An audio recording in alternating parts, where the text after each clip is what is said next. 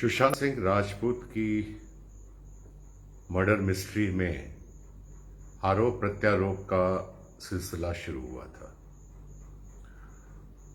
और नेपोटिज्म से शुरू हुआ था और अब जाकर ड्रग्स पर बात जाकर अटकी हुई है। ये मर्डर मिस्ट्री एक पहेली बनती चली जा रही है। हर बार कुछ ना कुछ एक नया सच्चाई सामने आती है और धीरे धीरे मैं देख रहा हूं कि सारा का सारा केस जो है नारकोटिक विभाग की तरफ जो है डाइवर्ट हो गया। हमारे देश की जांच एजेंसी सीबीआई बहुत अच्छी है और उसने पूरी कोशिश की है कि तथ्यों को सामने ला सकें, कुछ प्रूफ्स इकट्ठा कर सकें, लेकिन जब तक प्रूफ नहीं मिलेंगे तब तक गिरफ्तारी नहीं हो सकती, क्योंकि प्रूफ जो है आपको कोर्ट में जमा करने पड़ते हैं।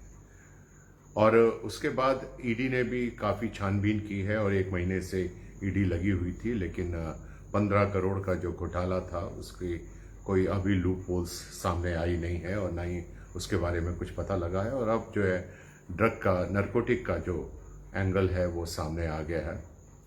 और मैं यही कहना चाहूँगा कि सुशांत सिंह राजपूत का परिवार एक मध्यम वर्गीय परिवार है और इस मध्यम वर्गीय परिवार को इंसाफ मिलना चाहिए। अगर ये मर्डर है तो वो सच्चाई सामने आना चाहिए, सबके सामने आनी चाहिए, फिल्म इंडस्ट्री के भी सामने आना चाहिए था, समाज के सामने आनी चाहिए था, पूरे भारतवर्ष के सामने आना चाहिए था। और ये मुहिम जो आप लोगों ने चलाई है, मैं यही कहूँगा कि मुंबई पुलिस तो सिर्फ इंक्वायरी करती रही है, लेकिन अगर सही ढंग में इन्वेस्टिगेशन हुआ है इस पूरे केस का तो वो मीडिया ने नहीं किया है। और मीडिया ने बहुत सारे तथ्यों को सामने ला कर रखा है, बहुत सारी सच्चाइयों को सामने ला कर रखा है। एक एक ड्रग पेडलर की पूरी हिस्ट्री सामने ला कर रखी है उन्होंने। और मुंबई पुलिस कुछ नहीं कर रही थी, सिर्फ इंक्वायरी कर रही थी वो। तो there is a difference between inquiry and investigation.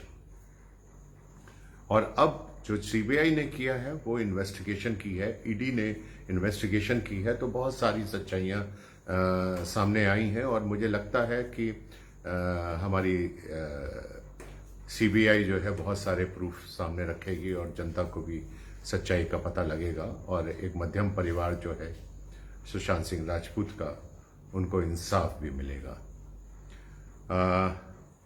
अभी शोविक और मिरांडा की गिरफ्तारी हुई है, लेकिन मुझे नहीं लगता है कि नारकोटिक में कोई बहुत बड़ा, इनको कोई बहुत बड़ी सज़ा मिलेगी या कोई बहुत बड़ा उनके ऊपर कोई इल्ज़ाम लग सकता है, क्योंकि उन्होंने, they are not the suppliers, they are the purchaser and they are consuming it. तो कंज्यूमर का जो है, मेरे ख्याल से जहाँ तक मैं जानता हूँ कि कंज्यूमर का इस पे काफ़ी कम हक होता है और जो सप्लायर होता है उसको सज़ा का प्रावधान ज़्यादा होता है।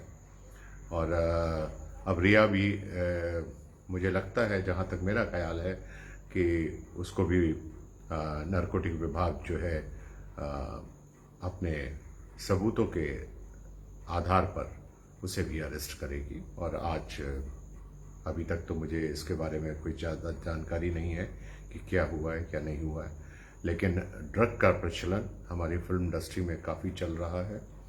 और सरकार, हम चाहते हैं कि हमारी सरकार जो है इस ड्रग्स को कंट्रोल करने की कोशिश करे, ना कि लोगों के ऊपर इल्ज़ाम लगाए, राजनीति ना करे। हम नहीं चाहते हैं कि इस केस में कोई भी किसी भी तरह की राजनीति की जाए। और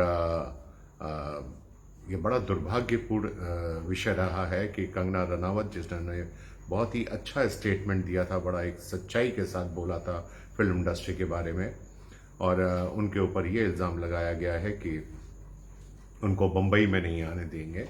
तो मैं सभी लोगों से ये कहना चाहूँगा कि बम्बई किसी के बाप की जागीर नहीं है, बम्बई सबकी है, हमारे देशवासियों की है और हर हिंदुस्तानी की ये धरती है, और ये बम्बई भी हर हिंदुस्तानी की है। और मुझे लगता है कि अब हमारे सामने दूध का दूध और पानी का पानी, सच्चाई सामने आएगी और रिया चक्रवर्ती भी बहुत जल्दी ही अरेस्ट होगी, मुझे ऐसा लग रहा है। लेकिन जब तक नारकोटिक विभाग को भी सारे तथ्य और सच्चाई सामने नहीं आ जाती है, तब तक नारकोटिक भी के हाथ बंधे हुए रहते हैं, क्योंकि हर डिपार्टमेंट जब तक उनके हाथ में कोई सॉलिड प्रूफ ना आ जाए तब तक सच्चाई और इन्वेस्टिगेशन आगे नहीं बढ़ सकती है। एक बार सारी सच्चाइयाँ सामने आएंगी, वो बहुत जल्दी आने वाली हैं। हमें लग रहा है बिल्कुल हम एच पर आ गए हैं और सुशांत सिंह राजपूत की मर्डर मिस्ट्री को पूरी तरह से इंसाफ मिलेगा, उस परिवार को इंसाफ मिलेगा और उनकी आत्मा को भी शांति मिलेगी। बहुत बहुत धन्यवाद।